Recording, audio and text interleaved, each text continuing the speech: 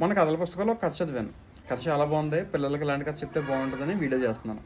అదేంటంటే, ఒక ఊరిలో ఒక నగల వ్యాపారి ఉండేవాడు. అతను నగలు తయారు చేసి వాళ్ళ పిల్లోడి చేతికిచ్చి పక్క ఊర్లో ఇచ్చేసి రమ్మన్నాడు.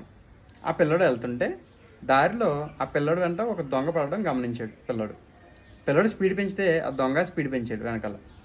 సో కుర్రోడు ఏం చేశాడంటే, ఒక నిమిషం ఆలోచించి దగ్గరలో ఉన్న నుయ్యి దగ్గరికి వెళ్ళి నూతులు ఏదో పడిపోతే వెతుకుతున్నట్టు వెతకసాగాడు. ఆ దొంగ వచ్చి, ఏ బాబు ఏం జరిగిందమ్మా అని అడిగితే, నా కూడా తెచ్చుకున్న వస్తువు నూతిలో పడిపోయిందండి, దాని గురించి వెతుకుతున్నాను అన్నాడు. వెంటనే దొంగ కింద మీద ఆలోచించకుండా నూతిలో దిగి దాని గురించి వెతకడం మొదలుపెట్టాడు. ఆ కుర్రాడు సైలెంట్గా అక్కడి నుంచి జంప్ అయిపోయాడు. అంతే కదా. కథలోని సారాంశం ఏంటంటే సమయస్ఫూర్తి.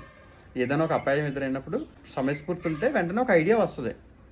సో పిల్లలకి ఇలాంటి కథలు అవి చెప్తే వాళ్ళకి సమయస్ఫూర్తి మెరుగుపడుతుంది. ఏ సందర్భంలో అయినా ఒక టప్మని ఐడియా వస్తుంది. అంటే మార్కులే ముఖ్యం అనుకునే వాళ్ళ గురించి చెప్తున్నాను అనమాట. మార్కుల కంటే మానసిక వికాసం ఎంతో ముఖ్యం. అంటే ఎందుకు చెప్తున్నానంటే, ఇప్పుడు ఎక్కడ కూడా పిల్లలకి కథలు చెప్పడమో లేదా సమయస్ఫూర్తి పెంచడమో మానసిక వికాసం పెంచడమో లేదు. ఎంతసేపు మార్కులు మార్కులు మార్కులు, సిలబస్లో మార్కుల కోసం తాపత్రయం తప్ప వేరే ఎటువంటి మానసిక వికాసానికి పెంపొందించే చర్యలు ఏమీ జరగట్లేదు, యాక్టివిటీస్ ఏమి ఉండట్లేదు. అది చెప్పడం కోసమే ఇది చెప్పాను. జై హింద్.